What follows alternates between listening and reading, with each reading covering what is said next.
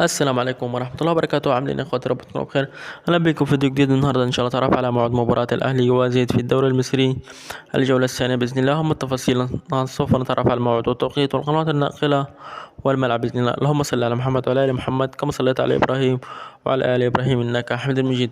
لو كنت اول مرة تشاهدنا من سجل دعمنا بلايك واشتراك وتفعيل زر الجرس علشان يصلك كل جديد. موعد المباراة سوف تقام المباراة يوم 7/11/2024 الموافق يوم الخميس.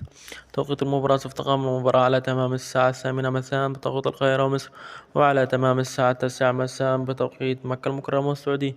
أما بالنسبة لقناة النقل المباراة أون تايم سبورت سوف تبث المباراة، وأم بي سي مصر سوف تبث المباراة أيضا.